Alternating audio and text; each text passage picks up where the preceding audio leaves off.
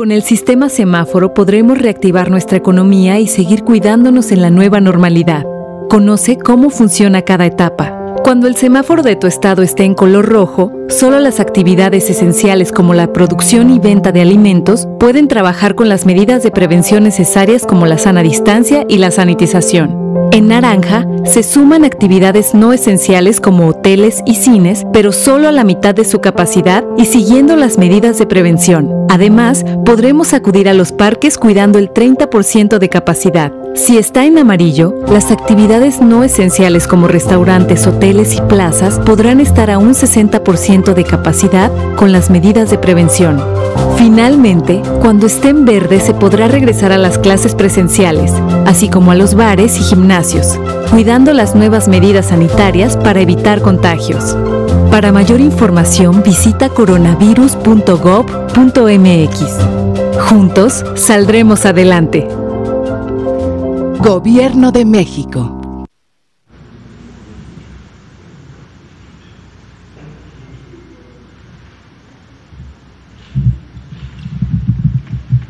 Buenas noches.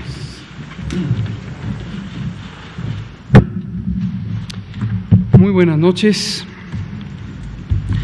Son las 19 horas en punto del viernes 10 de julio de 2020. Estamos en el Palacio Nacional de México, en la Ciudad de México. Vamos a iniciar la conferencia de prensa diaria sobre COVID-19, la pandemia causada por el ya no tan nuevo coronavirus SARS-CoV-2. Hoy vamos a tener el informe técnico con los componentes diarios y nos vamos a enfocar a 3 estados. Vamos a incluir ya más estados por día para que nos dé tiempo de darles una revisada aquí públicamente. Nosotros lo revisamos diariamente, pero para presentar públicamente un paquete más amplio de estados. Y posteriormente el doctor Ruy López Ridaura, director general del Centro Nacional de Programas Preventivos y Control de Enfermedades, CENAPRESE, va a presentar justo lo que ayer comentábamos, estimada Araceli Aranday de Canal 11, que es qué pasó en el Consejo Nacional de Salud y cuál fue la resolución respecto a este programa de atención comunitaria del COVID. Bienvenido, Ruy. Ahora, presentaré yo el informe técnico y quiero anticipar cuál es el sentido de este informe técnico. En una frase, el mensaje es de preocupación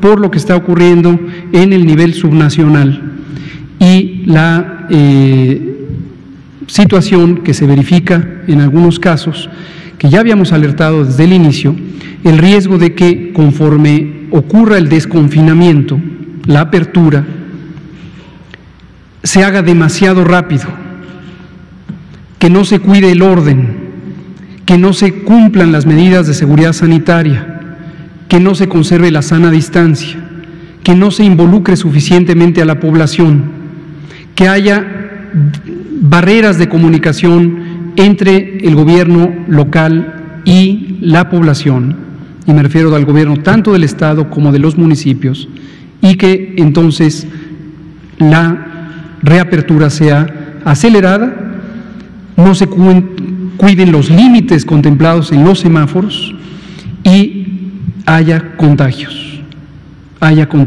y entonces repunte la epidemia localmente. Y eso es exactamente con lo que vamos a empezar. Me voy a levantar y voy a aprovechar para comentar algo que hoy me pareció importante de traer aquí, que son, el contexto es, llevamos 40 días desde este proceso de la denominada nueva normalidad, y como hemos comentado, la nueva normalidad no es la antigua normalidad, no es regresar a lo de siempre, no es hacer las cosas como siempre las hemos hecho. Estamos en medio de una epidemia, estamos en la parte más alta de una epidemia de COVID-19. En el mundo entero existe esta epidemia, es una pandemia, y en la región de América, en el continente americano, se encuentra la enorme mayoría de la epidemia. Y México es parte del continente americano. No nos podemos sustraer a esa realidad. la nueva realidad, la nueva normalidad, lo que implica es la conciencia de que tenemos que cuidar todos los días, todas las horas del día, lo que hacemos, cómo lo hacemos, dónde lo hacemos. Y tenemos que incorporar a nuestra vida diaria los cuidados indispensables, que son relativamente básicos, para lograr que no nos contagiemos y no contagiemos a otras personas. Esto es una responsabilidad individual de cada persona, porque no se puede obligar a cada persona a que guarde la sana distancia, a que no salga a la vía pública cuando no tiene una actividad indispensable, a que si tiene síntomas de alguna enfermedad, en particular la que es compatible con COVID, se quede en casa, a que proteja el estornudo y no estornude sobre las manos, a que no se saluden de beso, de brazo y de mano. Eso es, al final del día, una decisión que todos y cada uno de los ciudadanos y ciudadanas tienen que tomar todos los días, todos los días. Es también una responsabilidad del nivel local de gobierno, de los municipios, que aseguren que los espacios públicos que no deben estar abiertos, porque el semáforo de riesgo indica que no es procedente, que es riesgoso, que concurra a las personas en demasiada cantidad en el espacio público, deben permanecer cerrados. Es responsabilidad también de los propios gobiernos municipales, porque muchas de las decisiones administrativas que regulan la actividad comercial, la actividad económica, son locales. La apertura de los establecimientos comerciales, la apertura de las actividades económicas productivas. Pero es también una responsabilidad de los gobiernos estatales, porque algunas disposiciones son estatales y los gobiernos estatales saben perfectamente qué empresas abrieron y si abrieron o no cuando les correspondía, y en caso de que sí les correspondiera y abrieron, qué medidas deben seguir, que han sido estipuladas clara y precisamente por los lineamientos de seguridad sanitaria en el espacio de trabajo. Es también una responsabilidad de las autoridades estatales, porque estas autoridades son autoridades sanitarias y las reconversiones hospitalarias se instruyeron por acuerdo del Consejo de Salubridad General desde el mes de marzo y se instruyó a que se procediera de manera expedita utilizando los lineamientos técnicos que proveyó el gobierno federal para que se hicieran reconversiones hospitalarias, y no se han logrado las reconversiones en todos los casos. Y obviamente esto limita la capacidad de atención en el nivel local. Por supuesto que también es una responsabilidad del gobierno federal, del gobierno de México, porque estamos encargados de dar disposiciones generales y de supervisar que esas disposiciones generales se cumplan apropiadamente. Entonces, todas y todos somos corresponsables de esto. Todos y todas estamos en el mismo territorio y vivimos en el mismo Estado nacional. Y a todos y a todas nos corresponde cuidarnos a nosotros mismos, a nuestros cercanos y a toda la población. Entonces, es extraordinariamente importante que dejemos ya este discurso de ataque, de polarización, de centrar. Ahí está lo que está ocurriendo, y los 35,000 muertos no dependen de una persona, no dependen de un nivel de gobierno. En México tenemos 3 órdenes de gobierno y todas y todos tenemos 3 elementos de los sectores de la población, público, privado y social. Y tenemos a la sociedad en su conjunto, los componentes del Estado nacional, el gobierno, el territorio y la población. Todos y todas tenemos que emprender una acción y centrarnos en lo que tenemos que centrarnos, que es protegernos unos a otros. Esto es impresionante, cómo el discurso se ha distorsionado a un tema absolutamente inútil, estorboso, que nos está afectando a todas y todos. Es muy importante que lo tomemos en cuenta. Vamos a entrar en materia y lo vamos a ver. Y voy a empezar relatando que hoy en la conferencia de prensa diaria de la Organización Mundial de la Salud en Ginebra, Suiza, durante la ronda de preguntas, concretamente en el minuto 50, y les recomiendo que vean la conferencia de prensa, una compañera periodista mexicana preguntó, lo cual me parece muy adecuado, al doctor Michael Ryan, que es uno de los voceros y el director de emergencias, ¿cuál es el pronóstico para México? Y en una explicación breve de 3 a 5 minutos, el doctor Michael Ryan, que es una persona además muy competente, enfatizó los riesgos para México. Ciertamente dijo, igual que cualquier otro país, porque son los riesgos que enfrenta cualquier otro país. Pero destacó algunas cosas que me interesa comentar con todas y todos ustedes.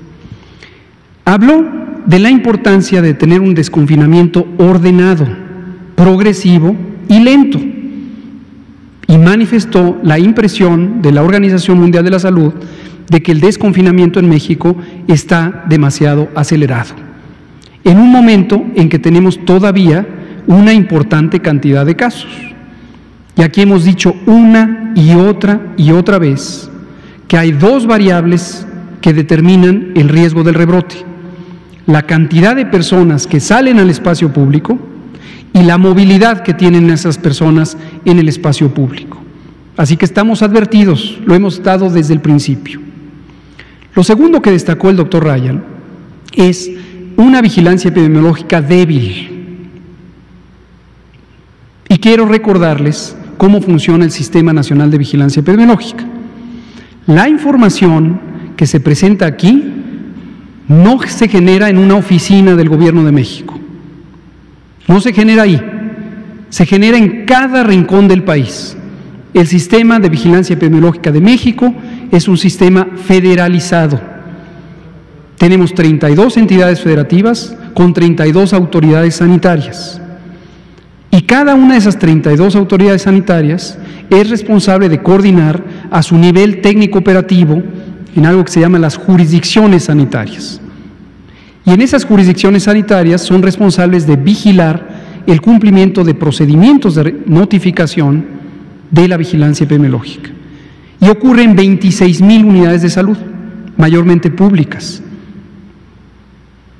Si hay deficiencia de información, porque de origen no se produce a tiempo, o peor aún, porque se distorsiona, no es posible tener un monitoreo apropiado de la epidemia al nivel nacional.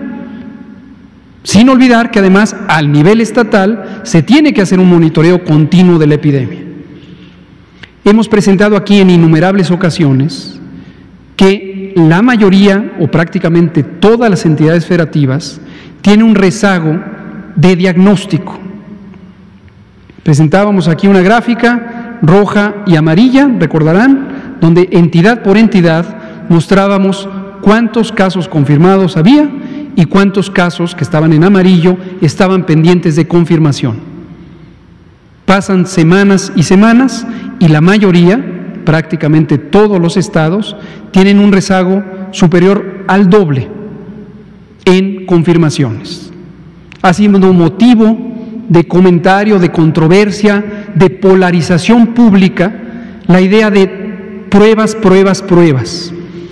Y hay diarios nacionales que enfatizan que no se hacen pruebas. Hay intelectuales que dicen que no se hacen pruebas. Hay columnistas que dicen que no se hacen pruebas. Tenemos la mitad de la realidad porque no se terminan de hacer las pruebas, porque no se completa el proceso de notificación de las pruebas ya realizadas. Y porque se está distrayendo la atención en hacer pruebas, y esto es en el nivel local, en hacer pruebas sin tener un criterio claro, correspondiente con los lineamientos nacionales de vigilancia epidemiológica. Y volvemos a lo mismo, lo estorboso que resulta confundir a la audiencia con un discurso de que México es el único país que no hace suficientes pruebas. Estamos esperando a que se completen las pruebas. ¿De dónde viene el dinero para hacer esas pruebas? Del gobierno federal. El gobierno de México transfiere transfiere los kits diagnósticos a los 31 laboratorios estatales de salud pública. A través del INSABI se han adquirido y se transfieren estos laboratorios.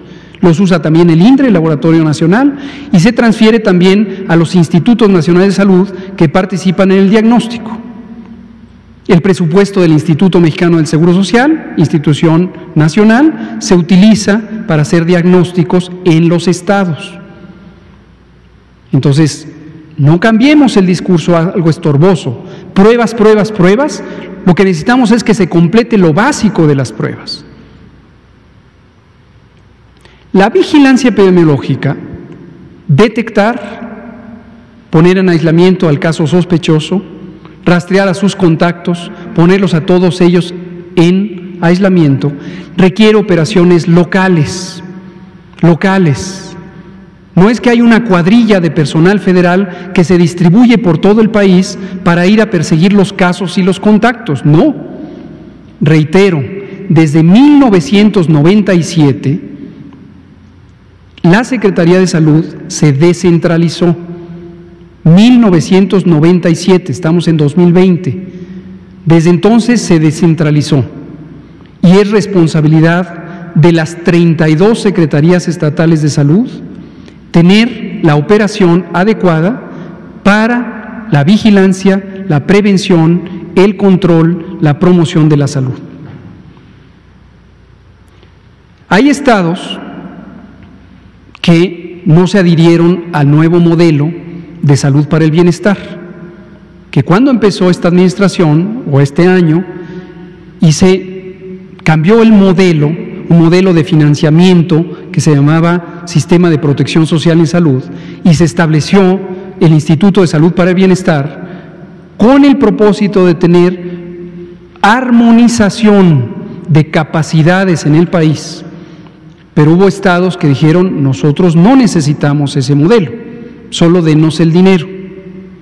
Y saben ustedes perfectamente que exactamente como se dispone en la ley de egresos de la Federación, en el presupuesto, la ley de egresos, se ha destinado ese recurso a los estados. Hoy tenemos algunos estados que en este momento, tal como lo habíamos predicho, están teniendo excesos de casos porque están en mitad de sus curvas epidémicas y se están saturando sus hospitales. Y claro, aparecen reportajes y notas que dicen, no, que no hay escenas dramáticas. Por supuesto que las hay y por supuesto que son dramáticas. Lo que necesitamos es que se resuelva, como se fue resolviendo en todas aquellas entidades que ya pasaron por el pico, son muy pocas, y que resolvieron a tiempo y no se saturaron los hospitales. Nos falta todavía la mitad de la epidemia. Tenemos que actuar. Vamos a ver los datos. La primera, por favor. Para poner en contexto, como hemos hecho ya desde el domingo pasado, tenemos nuestros vecinos, ya presentamos el mundo entero por continentes, ya presentamos el continente americano, ya presentamos toda la región de Latinoamérica, ya presentamos nuestros vecinos norte y sur. Hoy vamos a hablar de la península del sureste, la península de Yucatán, donde está el estado de Yucatán, Quintana Roo y Campeche. Y por ello tenemos este detalle del contexto que ya habíamos presentado: Guatemala, México, Belice. Ahí pueden ver ustedes, aquí no es posible ver por comparación, la pendiente de esta curva es sustancialmente menor a la que tuvimos en otros países, incluyendo los vecinos inmediatos.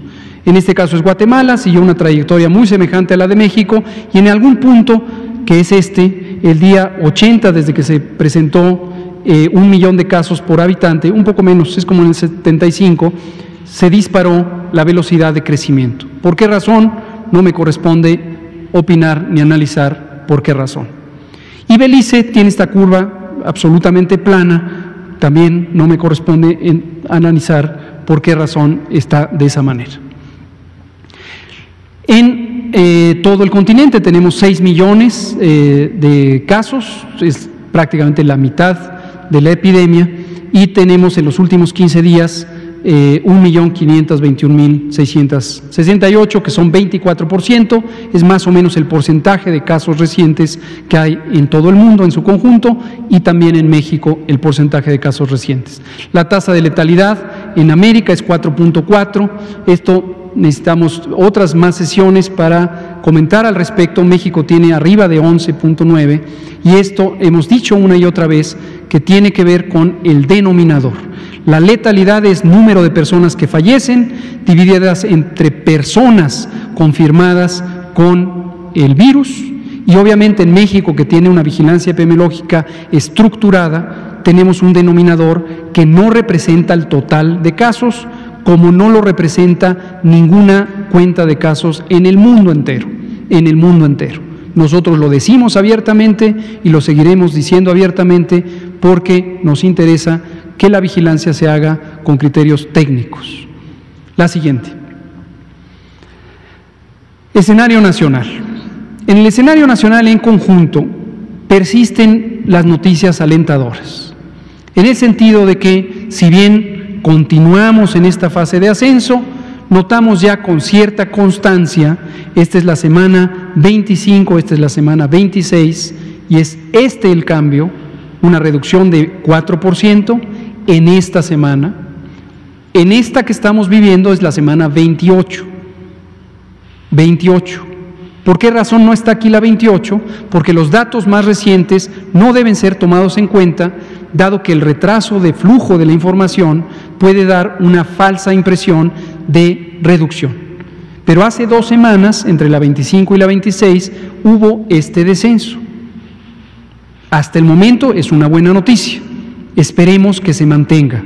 Y he dicho en innumerables ocasiones, sí y solo sí se hacen los procedimientos de seguridad sanitaria que corresponden.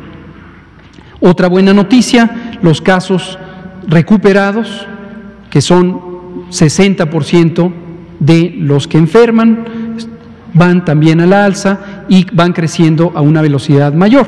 En el momento en que descienden los casos confirmados, o en este caso son los estimados, incluye a los sospechosos, que se estima que la mitad son positivos o serán positivos, pero aquí sigue subiendo porque obviamente pasan 15 días para los casos leves en recuperarse y en un promedio de 20 o 21 o 25 días para los casos hospitalizados. Y también noticia sumamente alertadora es la disminución de la mortalidad observada, notificada. Y vuelvo a dejar en claro, en México y en el mundo entero no se vigila absolutamente todas las muy lamentables muertes. Nosotros hemos decidido, afortunadamente en muchos otros países también, hacer una pesquisa indirecta a través de las actas de defunción, y estamos trabajando con el INEGI, con RENAPO, con el Instituto Nacional de Salud Pública, con la Organización Mundial de la Salud, y también en otro grupo de trabajo con el Gobierno de la Ciudad de México, los Institutos Nacionales de Salud, y próximamente presentaremos la información del exceso de mortalidad que ha implicado la epidemia. Totalmente claro nos debe quedar. La siguiente, por favor. Bueno, y estimados activos, en este momento tenemos casi 50,000. La siguiente.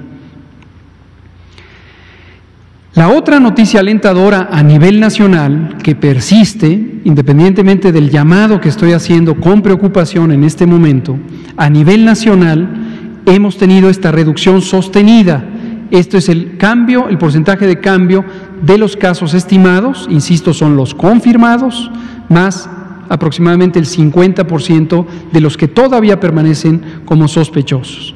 Progresivamente se han reducido, y en este momento tenemos una reducción promedio de 1.3%. Vean ustedes que cambió desde un promedio de casi 28%. La siguiente. En el caso de las defunciones, muy lamentables todas y cada una de ellas, tenemos también una reducción sostenida, desde 30% cuando estábamos al inicio de la epidemia, hasta 1.3% en este momento. Esto está por fecha de ocurrencia y por fecha de inicio de los síntomas, la anterior. La siguiente. La ocupación hospitalaria. En promedio tenemos 45% de ocupación hospitalaria a nivel nacional y tenemos, de acuerdo al informe que proviene de las entidades federativas,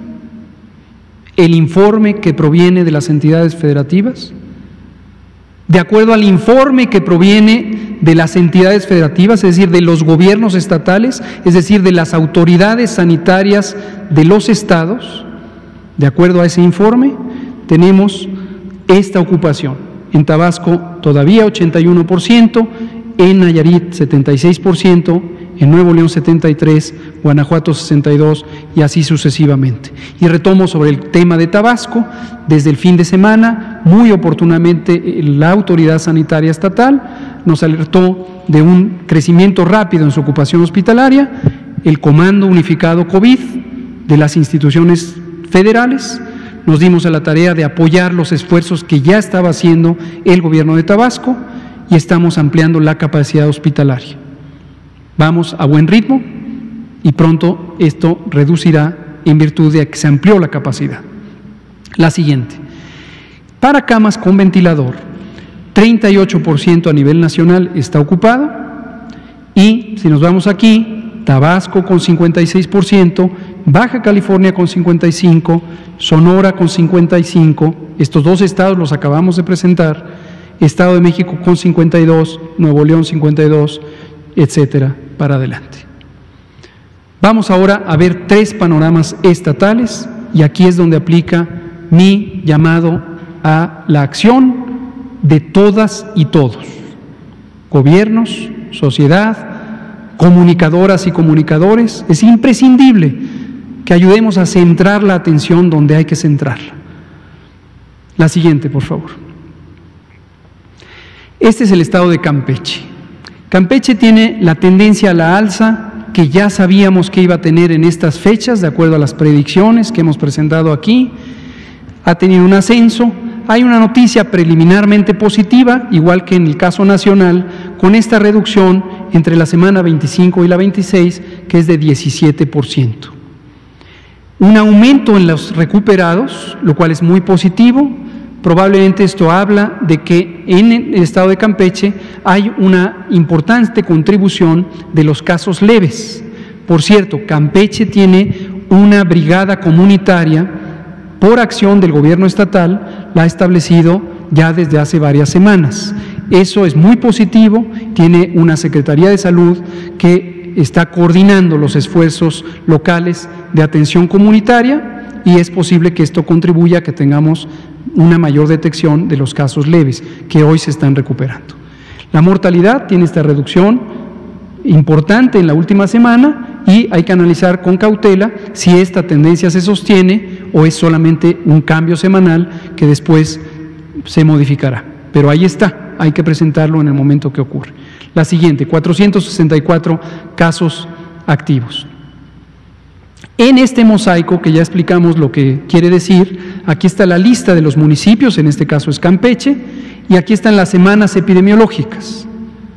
En este momento estamos en la semana 28, en la semana 11 es en el mes de marzo. Y podemos ver, de acuerdo a la intensidad del color, cómo fue cambiando la incidencia. Incidencia es el número de personas que se detectan con enfermedad, divididas entre la población de cada municipio. Por eso esta comparación es técnicamente correcta. Y lo que vemos es, cuando aparece más y más y más y más y más rojo, quiere decir que ahí es donde está la transmisión activa, a juzgar por el número de personas detectadas de acuerdo a su población. Se concentra en dos municipios, Campeche y Ciudad del Carmen, independientemente de que son las zonas más pobladas del estado, también por la incidencia sabemos que son las de mayor actividad. Y el conjunto del estado, pues la actividad que ya acabamos de presentar. Vamos a ver la siguiente. Aquí lo podemos ver de manera en una gráfica de líneas, municipio por municipio, Campeche y Carmen en ese orden, con esas tendencias. Vemos también que en el caso de Escárcega se verifica este descenso de entre la semana 25 y la 26. Esperemos que se mantenga. Aquí nada se trata de una acreditación, certificación o promesa. de que así será. Lo que estamos diciendo es que hoy, de acuerdo con la información disponible, vemos este comportamiento y hoy eso es una noticia alentadora. Si se mantiene, excelente. Si no se mantiene, lo vamos a decir aquí. La siguiente. Y este parámetro que lo hemos presentado pocas veces, pero nosotros lo monitoreamos de manera continua, es un parámetro muy importante. Este parámetro es una variable muy usada en epidemiología de enfermedades infecciosas, en epidemiología matemática, que le llamamos el número de reproducción, RT. Se le conoce como R0 cuando es al inicio de una epidemia, como RE cuando es producto de intervenciones de control, la E quiere decir efectiva, y RT cuando se refiere al tiempo, es decir, es el número de reproducción en un momento del tiempo específico. En este caso, por distintos días que van transcurriendo en esta gráfica, que empieza el 28 de mayo y está terminando ahí hasta el 26 de junio, donde tenemos la estimación más reciente. ¿Qué quiere decir número de reproducción? El número de personas que en promedio cada individuo que tenga COVID va a contagiar. El número de contagios que va a producir cada persona con COVID en promedio. ¿En cuánto tiempo? Durante el tiempo que dura su enfermedad. ¿Cuál es ese tiempo? 14 días. Entonces, cada 14 días, una persona que esté con COVID, en promedio, va a contagiar a otras personas que no tienen COVID. ¿Cuántas son esas personas?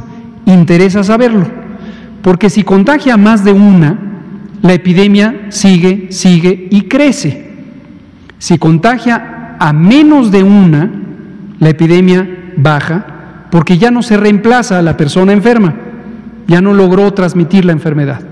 Si se mantiene en uno, la epidemia permanece estable, pero continúa, porque va reemplazando, cada persona contagia a otra, cuando se cure, la otra lo sustituyó.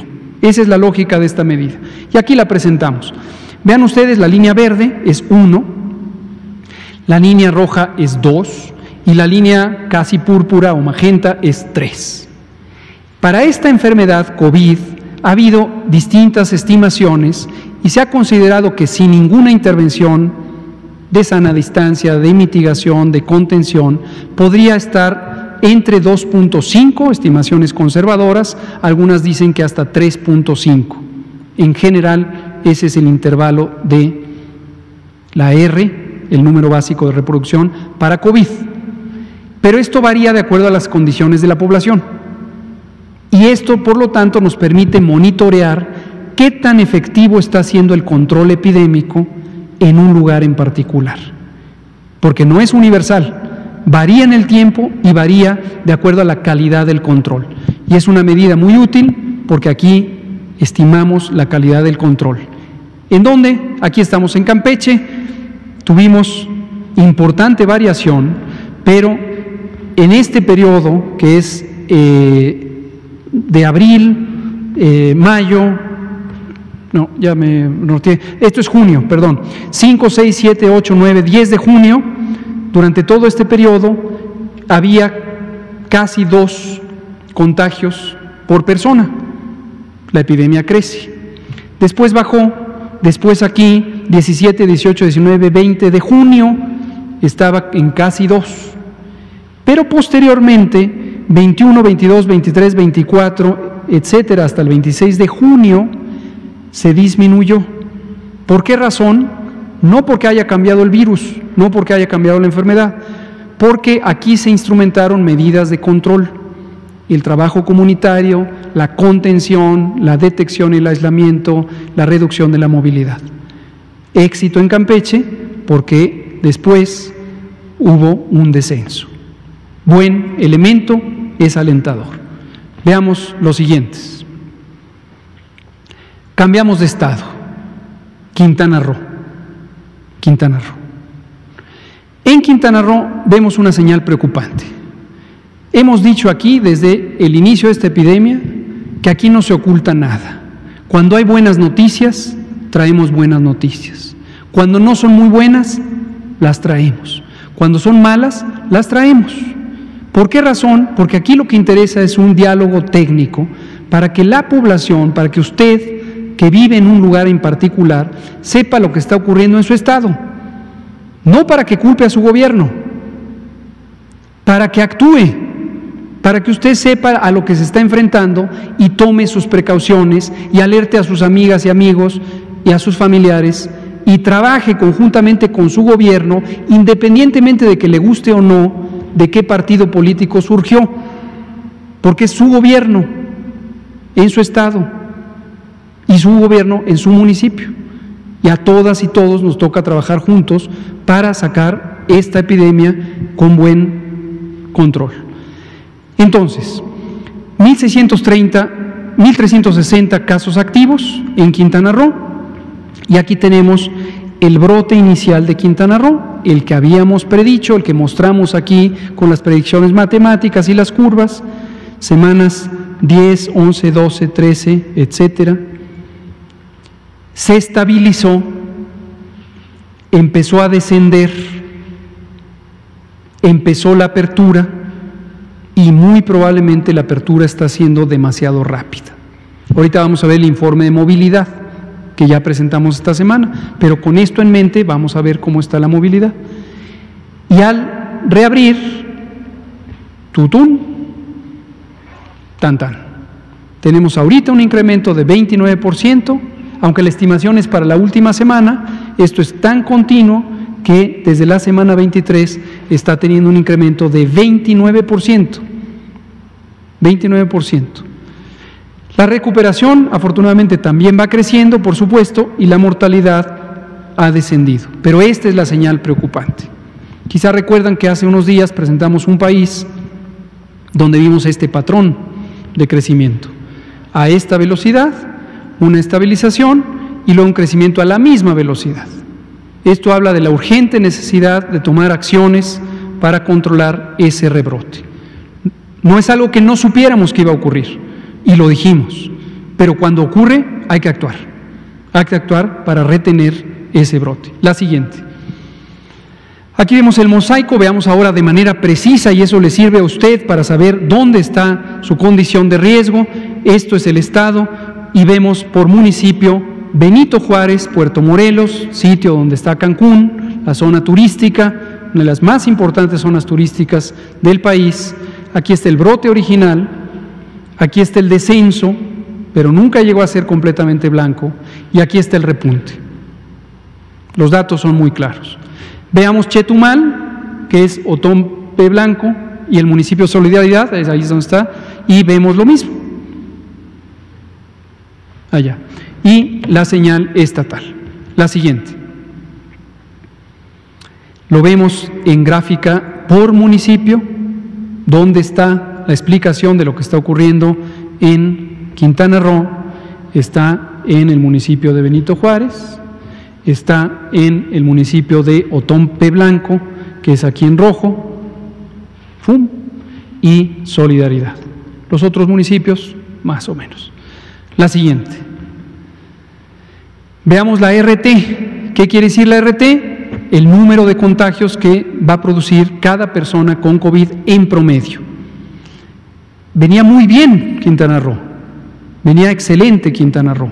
Se había mantenido con un número RT, deseablemente tiene que estar por debajo de 1, pero al menos 1 es un gran logro. Esto estamos hablando del 30, 31 de mayo, 1 de junio, 2, 3, 4, 5, 6, todo junio, hasta llegar al 16 de junio, y entonces empieza a aumentar, y consecuentemente empieza la transmisión. Y ahora veamos Chetumal, eso es Cancún, es la zona, es la ciudad de Cancún concretamente. Y veamos Chetumal, aún más preocupante. Si usted vive en Chetumal, contribuya a que se eviten los contagios. Quédese en casa, definitivamente. Vemos que superó 2, y esto estamos hablando de 28, 29, 30 de mayo, se logró un buen control, o por lo menos una reducción sustancial, volvió a rebrotar, buen control, y vuelve a rebrotar. Y nunca llegó a 1, mucho menos a menos de 1. Veamos el siguiente estado. Yucatán. Yucatán, otro mensaje de alerta para Yucatán.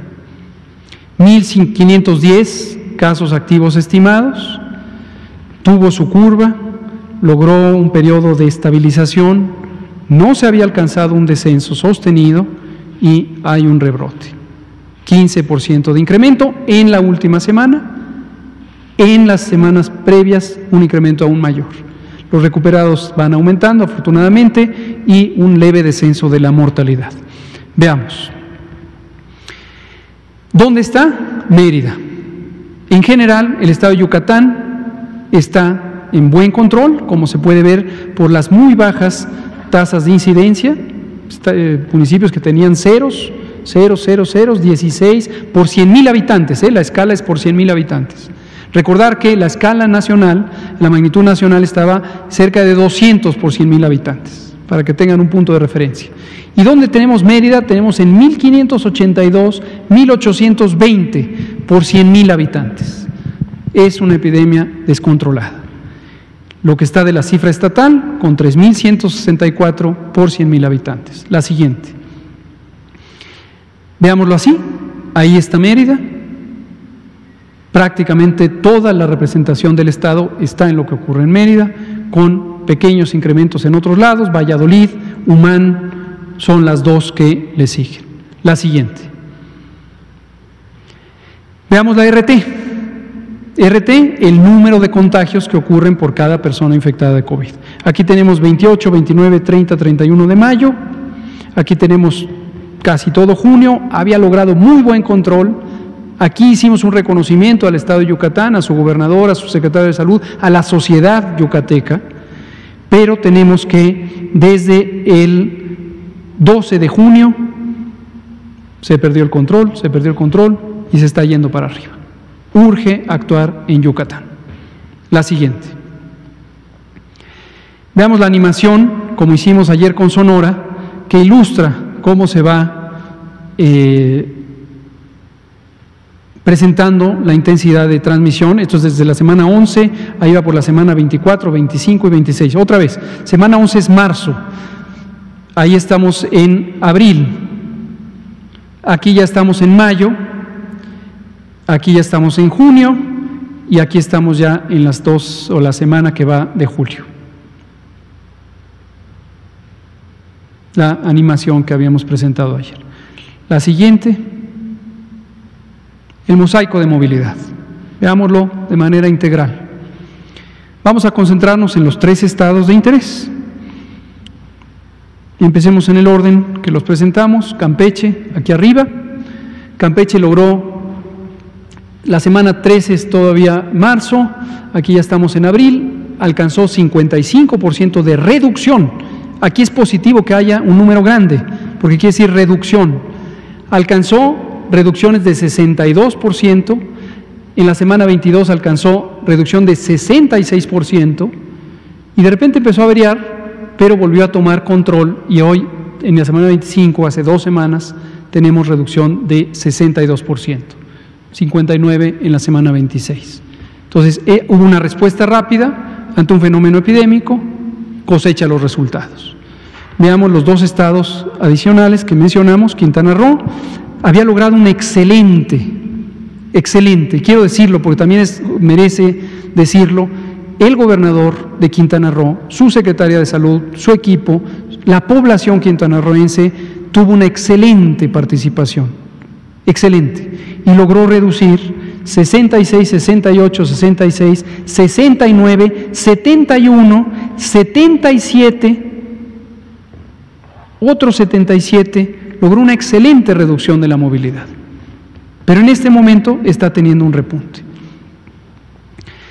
Veamos finalmente Yucatán, también tuvo un excelente desempeño, también era uno de los mejores estados en términos del desempeño de la actividad de salud pública. 51, 56, 68, 72, 74, 67, 61, 60, 61 y regresa. Entonces, en resumen, no se trata de culpar a nadie. Aquí se reconocen los logros, pero también se alerta sobre los peligros. Quiero comunicar que hoy es viernes y hoy esperábamos ver un semáforo. decidimos hoy no presentar el semáforo. ¿Por qué razón? Porque identificamos que la información que se transfiere para evaluar el semáforo no es consistente en todos los estados. No es consistente. Hay estados en donde la información que tenemos a la mano, porque se notifica a través de los canales oficiales, la plataforma de la Red IRAC, la plataforma de CISBER, los datos de laboratorio, no son consistentes en todos los estados. Esto nos llevó la semana a estar descubriendo. Al inicio pensamos que teníamos un desfase de nuestra base de datos y nos damos cuenta que no, que hay inconsistencias. Entonces, hoy no vamos a presentar el semáforo y vamos a evaluar y vamos a replaticar con las entidades federativas al respecto. Dejo en claro que no son las 32 entidades federativas. Dejo en claro. Pero no podemos presentar el semáforo nacional cuando va a estar con varios huecos grises por todos lados porque no hay información consistente para la evaluación. Y segundo mensaje, insisto, sin ánimo de culpar, y esto no tiene nada que ver con la política, esto es una evaluación técnica, señales preocupantes de repuntes, no solo en estos estados, hay otros que iremos presentando, en donde cuando es la curva epidémica esperada, ya sabíamos que la íbamos a tener. Cuando es un rebrote, no hay que reclamar, pero sí hay que actuar, porque eso es lo que dijimos que es procedente, rectificar. ¿Solo le pasa a México? No. Le pasó a España, le pasó a Italia, le pasó a Reino Unido, le pasó a muchos países que empezaron a ensayar su desconfinamiento, pero reaccionaron. Y cierro diciendo, porque me parece emblemático, que el llamado que hizo hoy la Organización Mundial de la Salud, por cierto, a propósito de la pregunta de una periodista mexicana, me parece perfectamente oportuno, porque es este llamado de recapacitar y cambiar el rumbo cuando así hay que hacerlo. Ahora, el doctor Ruy López Redaura nos va a presentar algo que es positivo, porque es algo que se resolvió hoy en el Consejo Nacional de Salud, con la participación de los 32 secretarias y secretarios de salud, y es un elemento alternativo que nos va a ayudar a responder también a las complejidades de esta epidemia. Doctor Ruy López Redaura. Muchas gracias, doctor López-Gatell. Buenas noches, es un placer estar aquí y gracias por la oportunidad de poder comunicar este acuerdo que tuvimos hoy o que se tuvo en el CONASA. Yo no soy participante del Consejo, pero el Consejo Nacional de Salud tuvo a bien a hacer un acuerdo de articulación en varias de las iniciativas que ya se tenían en varios estados y entidades, con también un esfuerzo que también llevamos algunas semanas desde la Federación, tratando de generar unos lineamientos que articulen estas iniciativas. Iniciativas como la que ustedes ya conocen, se presentó aquí ya hace algunas semanas la iniciativa de la Ciudad de México, y no solamente la Ciudad de México ha tenido este abordaje de tratar de reforzar la acción de detección y seguimiento en la comunidad, sino también muchas otras entidades que también durante la sesión de la Comisión de Salud Pública del CONASA tuvimos oportunidad, y en otras reuniones que hemos tenido con algunas entidades federativas, de conocer experiencias como la de Michoacán, como la de Tlaxcala y muchos otros estados, Campeche, como mencionó el doctor López-Gatell. ¿De qué se trata? ¿De qué se trata? ¿Por qué le estamos dando este peso? Una de las cosas importantes, y como también lo comentamos desde la fase de preparación, desde febrero, desde enero, teníamos y tenemos y seguimos teniendo la prioridad de reforzar el componente de atención hospitalaria.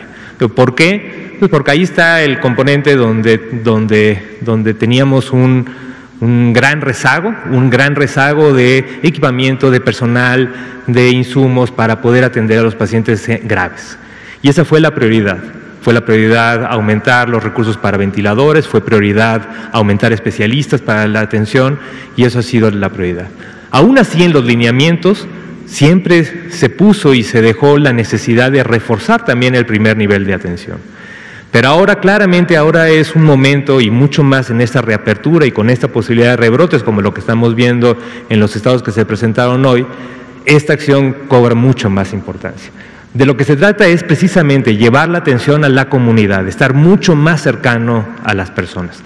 ¿Qué son los datos que nos alertaron? La siguiente, por favor.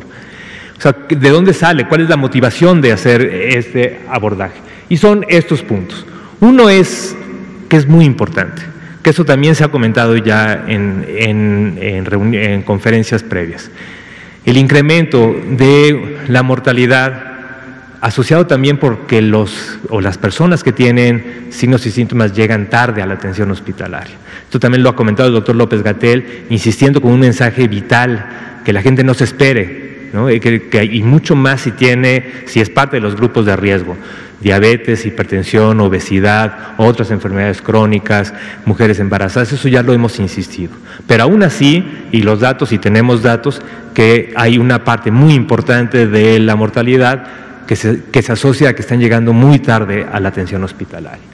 El otro componente que también nos ha alertado y también se ve y se va a ir viendo conforme vayamos viendo los estados es la dispersión de la epidemia ya en municipios cada vez más rurales. Cada vez más rurales, que son mucho más vulnerables, tienen menos recursos para la atención, tienen menos centros hospitalarios cercanos, y por eso creemos que es muy importante el tener un abordaje también rural para poder atender tempranamente esto. Otro componente es que también nos hemos encontrado que hay un desconocimiento de la población de las rutas. ¿A dónde voy? ¿Qué centro de salud me toca? Y si no tengo COVID, ¿a dónde puedo ir? Digo, toda esta parte que, a pesar de lineamientos, conferencia, comunicación, es difícil y tenemos que llegar con las personas, tenemos que decirle a la persona: esta es la ruta, si hay estas dudas, por aquí te puedes atender. El otro parte muy importante era que en esta apertura o los escenarios de apertura, pues necesitamos tener también una intensificación del seguimiento, la detección y el seguimiento especialmente de estos grupos de alto riesgo. La siguiente. Ahora, esto además representa una oportunidad, como muchas otras acciones que se han hecho durante la pandemia, de, por un lado, cubrir parte del rezago importante que nos encontramos al inicio de la administración, pero también crear la estructura para que una vez y en los próximos años esta inversión sea permanente. Y por eso creemos que la acción comunitaria, que ha sido una de las prioridades de esta administración y de la Secretaría de Salud en la transformación, el poder decir: necesitamos reforzar la atención primaria de la salud, especialmente al primer nivel de atención y especialmente la acción comunitaria. ¿Cuál es el objetivo de todas estas estrategias? El objetivo general, y dicho de manera rápida, es salvar vidas y detectar estos brotes comunitarios, especialmente en estos municipios o localidades rurales, donde posiblemente la cantidad de casos, cuando lo veamos en nuestros sistemas, no son suficientes para detectar los brotes, ¿no? Porque son pocas personas, pero tienen mucho impacto en las comunidades rurales, y por eso esta estrategia tiene ese enfoque. Si lo vemos de manera general, es disminuir el riesgo de complicaciones y mortalidad, principalmente en las personas de alto riesgo, y ahora lo voy a comentar con un poco más de detalle. Y el otro es identificar de manera oportuna estos brotes de transmisión activa, especialmente en las comunidades rurales. La siguiente, por favor. Toda la estrategia, y vamos a hacer públicos los lineamientos pronto, va enfocado en identificar estos cuatro escenarios prioritarios. Son personas que tienen una combinación de dos componentes. Una combinación que son personas de estos grupos de alto riesgo, que ya lo hemos comentado en muchos. ¿Cuáles son estos grupos de alto riesgo? Principalmente adultos mayores, personas con diabetes, con hipertensión, con cardiopatía, con cáncer o en tratamiento por cáncer, con enfermedad pulmonar obstructiva crónica, con tabaquismo, con enfermedades que disminuyen la respuesta inmune. Esos son los grupos de alto riesgo, y lo hemos visto cuando el doctor López-Gatell o el doctor Alomía han presentado los datos de los factores de riesgo asociados a mortalidad, claramente, obesidad extrema. Entonces, estos grupos están muy bien identificados, y lo que hay que hacer ahora es monitorearlos.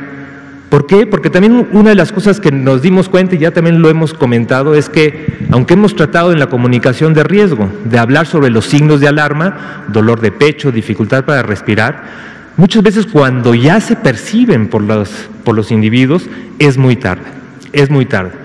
Tal vez no lo sentían, estaban saturando poco oxígeno, pero no llegaron al hospital porque no se sentían tan mal. El dato de alarma no lo identificaba. Entonces, lo que hay que hacer es ayudarle a las personas, ayudarle a los ciudadanos, que detecten esos datos de alarma para una hospitalización anticipada. Entonces, estos son los 4 escenarios y la intensidad de los colores es la gravedad. El primer escenario es cuando encontramos en esta comunidad personas con factores de riesgo, pero que no tienen sintomatología de COVID. Uno de los puntos importantes también de esta estrategia es que hemos identificado que muchos de los programas de atención primaria, especialmente en el primer nivel de atención, se han visto limitados.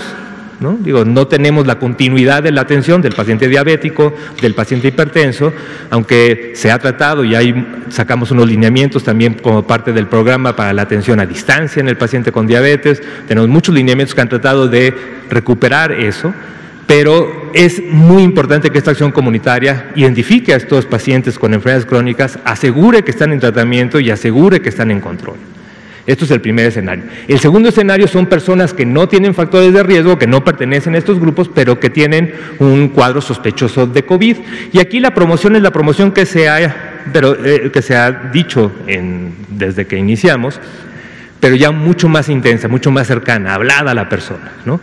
Esto en donde principalmente lo que se le recomienda es que se autoaísle en casa y también comunicarle los signos de alarma, pero este es el grupo que no tiene riesgo.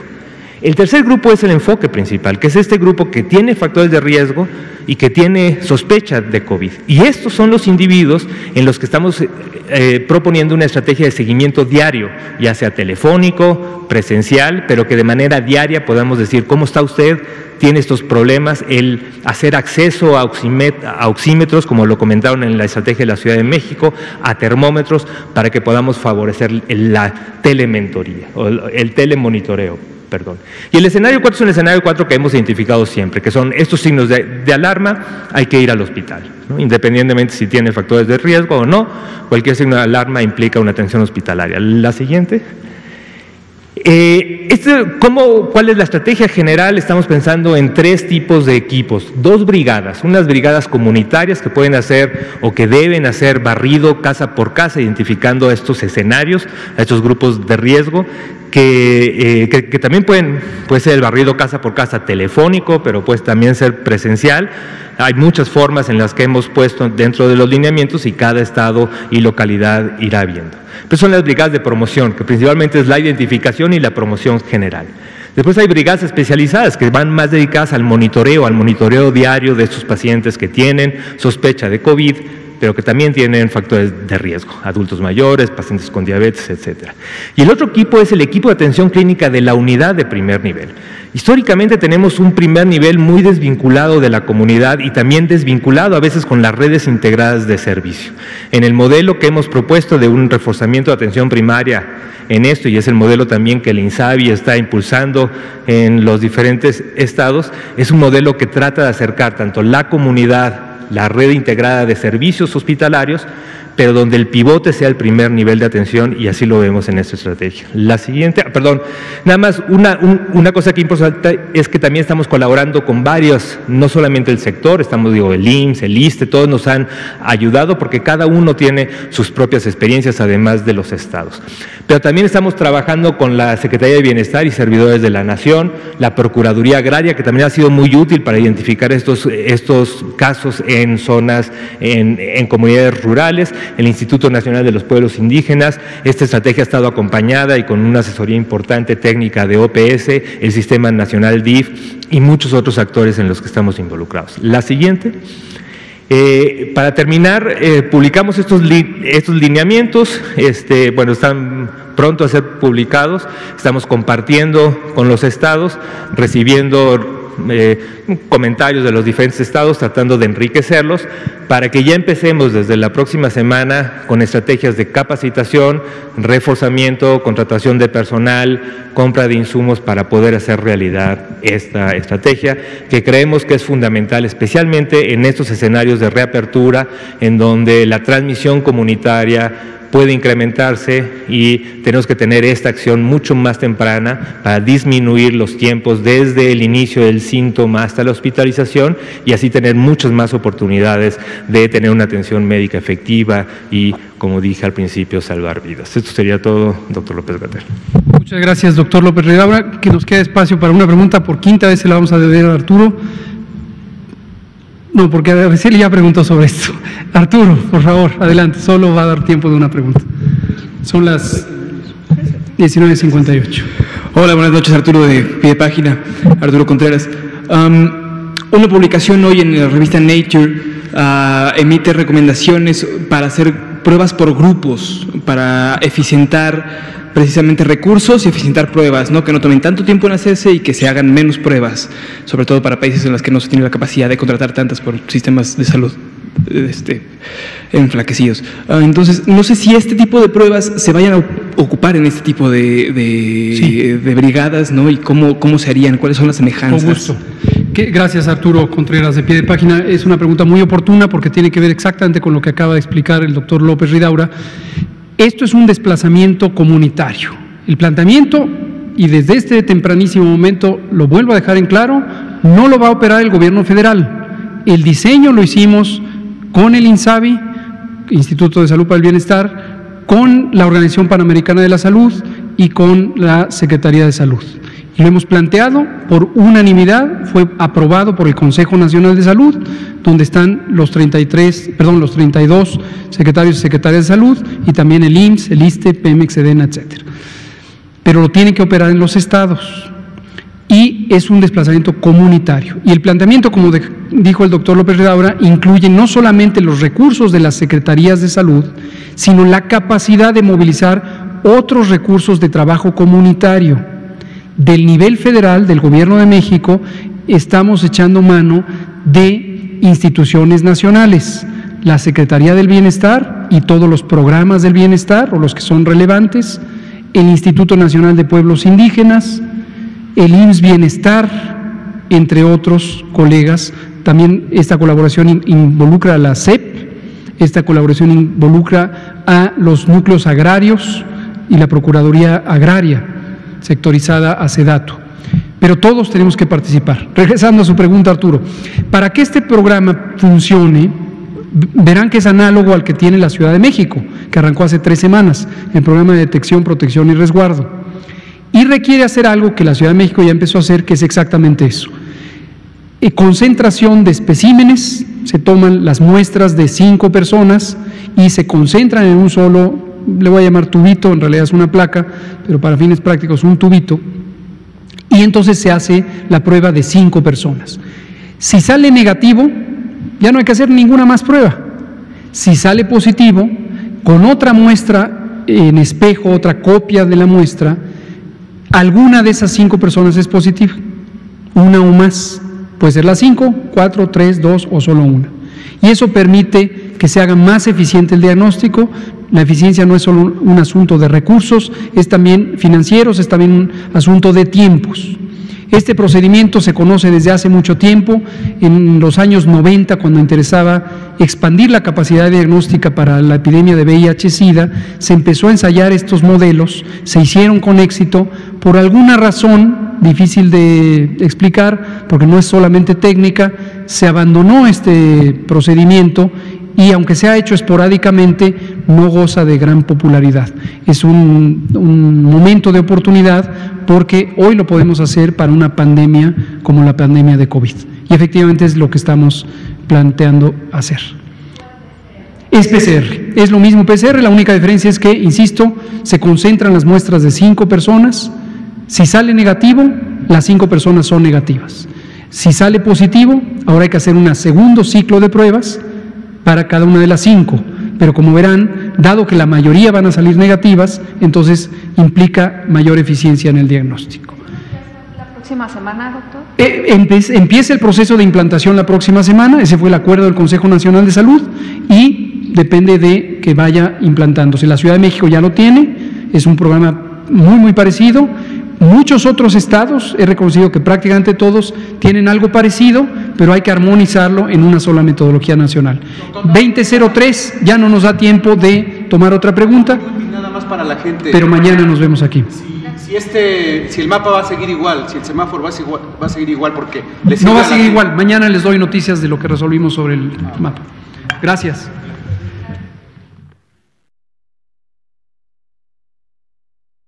Los mexicanos somos como las montañas de nuestro país. Nos levantamos sobre la tierra cuando parece que no hay camino. Como los ríos, somos una corriente que nada ni nadie puede detener. Y como los volcanes, tenemos el corazón de fuego. Por eso, cuando el mal tiempo pase, seguiremos de pie, demostrando las veces que sean necesarias que nada nos detiene.